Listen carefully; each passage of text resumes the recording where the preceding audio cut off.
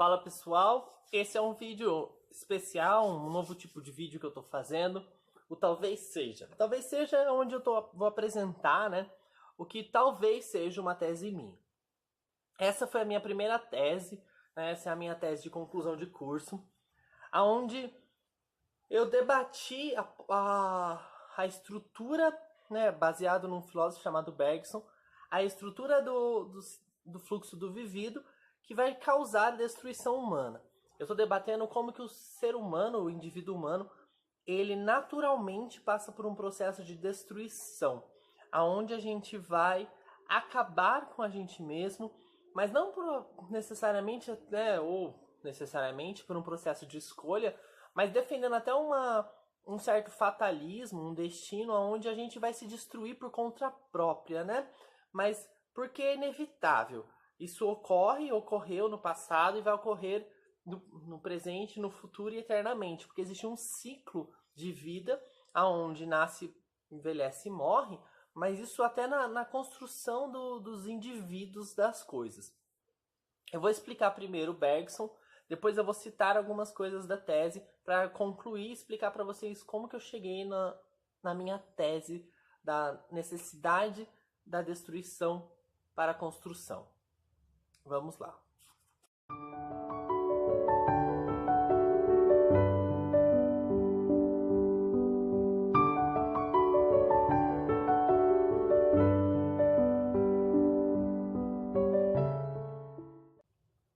O Bergson, que vocês acabaram de conhecer, o Henri Bergson, filósofo francês, ele defende a ideia de que existe um fluxo do vivido. Né? Ele usa o termo fluxo do vivido, o termo é dele, aonde é a constante do universo. Para entender o Bergson, a gente precisa focar em duas coisas. Eu não vou explicar toda a tese do Bergson, que não é a minha intenção aqui.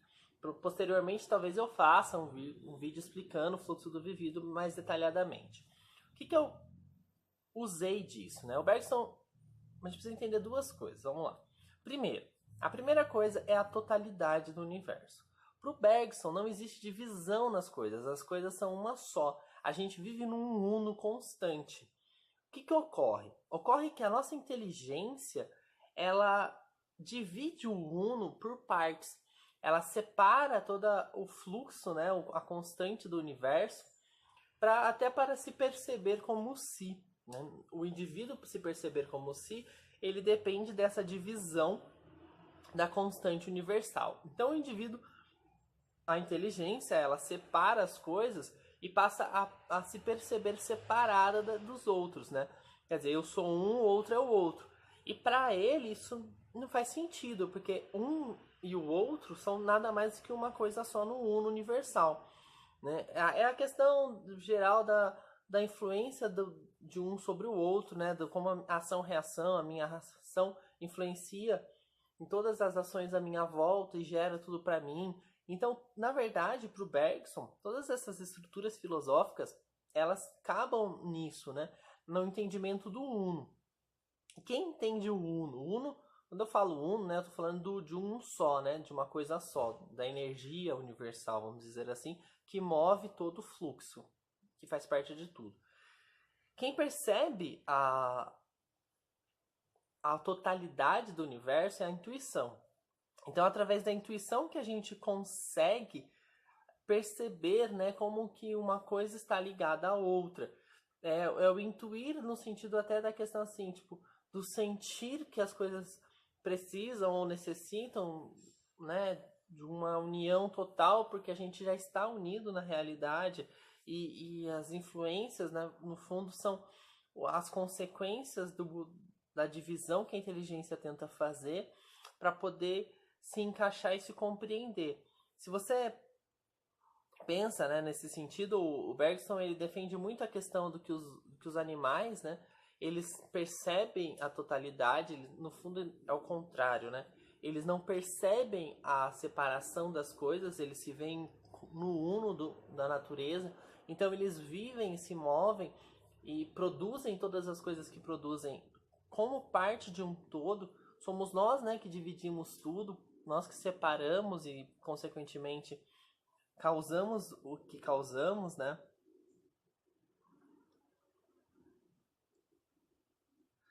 um bom exemplo, né? Eu tava pensando aqui, um bom exemplo para explicar tudo isso é você pensar numa questão do corpo físico, né? Para entender isso.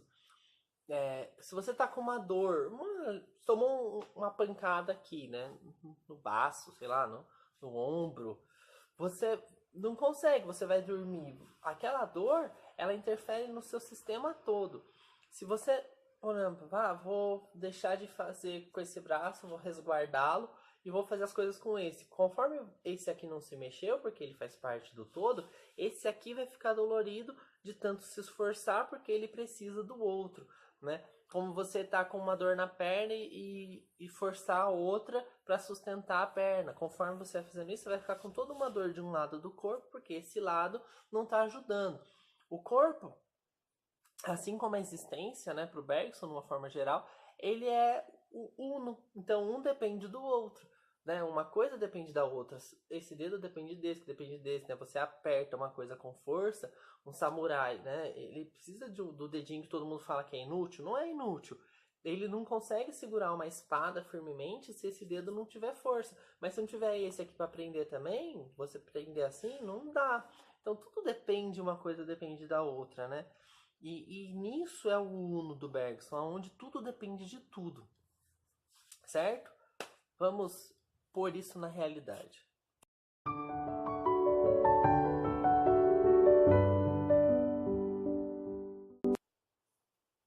A primeira coisa que eu exponho para demonstrar a materialidade do fluxo do vivido, né? Talvez até uma dialética materialista, né, marxista, debatendo a relação toda da evolução, não social, mas humana de uma forma geral, a partir do fluxo do vivido, é a análise dos dinossauros. Né?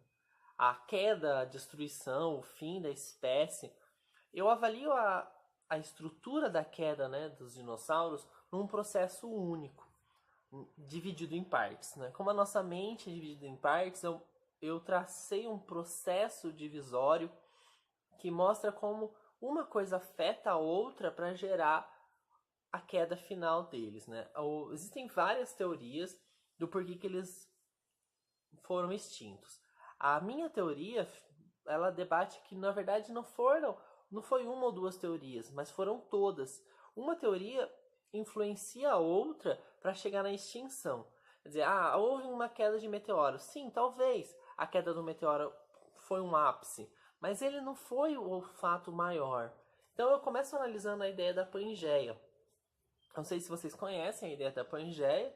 Né? A Pangeia é a ideia daquela união do mundo. Né? O mundo ele não era separado em continentes, ele era um continente único chamado Pangeia, onde tudo estava ali. Então você imagina que existam famílias, que existam grupos, né?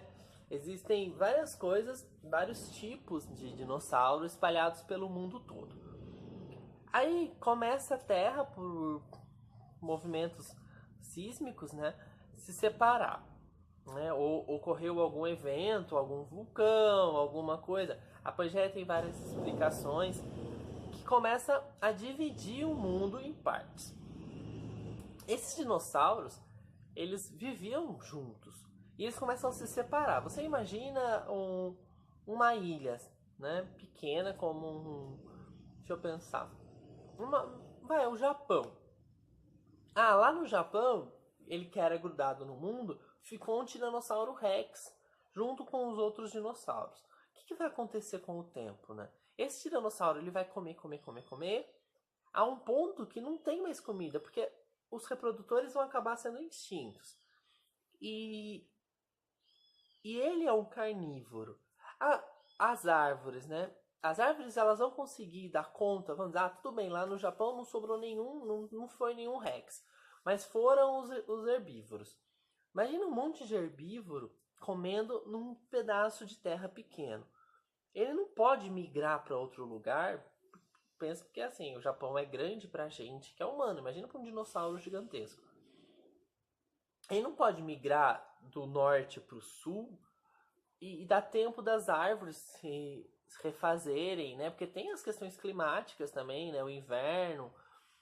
Aos poucos, não só se tivesse um predador, mas o próprio herbívoro num ambiente pequeno, ele ia se desgastando e não tendo mais o que comer, morreria de fome. Então as duas espécies, né, sendo herbívoros ou carnívoros, num ambiente pequeno, morreriam de fome. Outra tese que demonstra a queda das espécies, né? A reprodução familiar. Né? Existe uma tese que diz que quando a gente se reproduz entre familiares, isso não só o ser humano, mas todas as outras espécies, enfraquece a genética, porque não há renovação da genética, gerando doenças, gerando problemas fisiológicos, entre muitas outras coisas.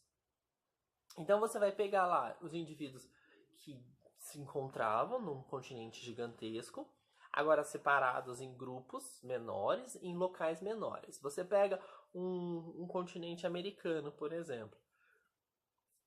Conforme aquelas famílias fossem se juntando, ia chegar um ponto que acabou. Pega uma cidade pequena no Brasil, né? Você pega uma cidade, sei lá, com 20 mil habitantes, 15 mil habitantes. Com o tempo, se aquelas famílias não saem, não trazem gente de fora, ou pessoas de fora aparecem, assim por diante, acaba rolando uma coisa assim, que todo mundo é parente de todo mundo, né? Eu morava numa cidade onde tinham famílias que, assim, a pessoa era parente distante, aquelas coisas assim, né? Ah, meu tataravô era tataravô da pessoa. Imagina isso numa proporção dos dinossauros. Então você tem uma dificuldade para comer, né? Você tem se você não tem o predador, você tem a dificuldade da alimentação. Você tem a reprodução genética familiar, né? Pensando que eles não são racionais, então eles acabam tendo relações entre si. Né? Você tem aí a queda do meteoro. Então você tem dois enfraquecimentos já automáticos, né? Para a queda do meteoro vir e dar uma derrubada maior. Quer dizer, houve uma queda, uma explosão gigante, né? Porque uma pedra monstruosa cai no planeta, devasta, né? Vai devastar já o quem já não tinha muito, porque se você pensar no continente europeu, é um continente gigante, né? Que junta Europa, Ásia, né? Rússia, teriam sobrevivido mais. Então cai ali aquele meteoro, acaba com aquela vida que já estava difícil e surge a mudança climática, a era glacial. Eles eram, né, répteis, e o réptil ele não está preparado para um frio gigantesco como o de uma era glacial. Então você tem todos esses 4 passos, isso que eu estou lembrando, né, de básico para citar, que destruiu toda essa vida. Nasce o ser humano.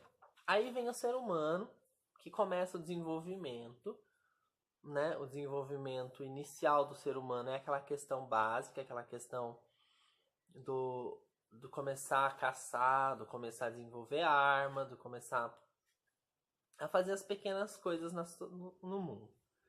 Conforme a gente desenvolveu, começou a criar outras coisas. Então a gente começou a criar, né, as sociedades, os impérios, um indivíduo dominando o outro, né? E surge a revolução industrial, as máquinas, a poluição, o domínio dos rios, né? A questão da eletricidade, onde a gente desvia a água de um lugar para o outro, a gente derruba a árvore, destrói, mata, tira os minerais do solo, das montanhas, né? Que a gente destrói a montanha, fura a montanha, quebra a montanha. Aí pioram os acidentes naturais, né? Então, aonde você tinha uma quantidade grande de árvore, agora você não tem mais, então a partir disso você passa a ter mais como é que chama? Mais furacão, mais tornado, né? Você tinha uma região que já tinha terremoto, aí você vai lá fazer coisas, né, que mexem com o solo, que tira as estruturas, que tira o petróleo. A gente não sabe, né? Acredita-se, né, que a natureza ela tem uma certa estrutura de ordem natural. a partir do momento que eu mexo naquela estrutura, eu tô causando um dano a ela. O dano vai gerar outros problemas. A própria tsunamis, né? Tem várias teses que vocês podem verificar que a tsunami é causa de vários problemas causados humanamente no mar. Né? Tem o lixo, a gente joga lixo no mar, joga lixo no rio, né? Joga veneno no rio. O veneno afeta o ser humano, né? Porque quanto a nossa água, ela é lavada, ela é limpa, não sei o que. Não é. Você não pode, né? Aqui em São Paulo, pelo menos, você não pode sair bebendo água da torneira. Né? A água da torneira ela tem muito de cloro, a gente não sabe o que sobra, o que não sobra de várias coisas. Tem uma tese até, né, eu vou citar, mas é uma tese ridícula, é absurda, que foi o início da pílula que começou a mudar as crianças, a homossexualidade para essa tese veio disso, né? A mudança hormonal é porque a mãe não estava com o hormônio correto e assim por diante. Mas também seria uma justificativa. Então existe todo esse processo de desconstrução humana. Né? E a natureza, ela por si só, ela desconstrói o que a gente construiu. Né? Uma crítica muito grande que eu faço na minha tese é a crítica da questão da evolução.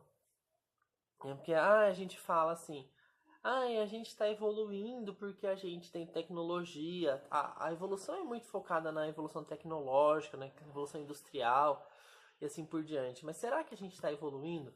Será que também isso não era parte de um processo que eu não posso evitar? Né? Se você pensar na questão da alimentação, né?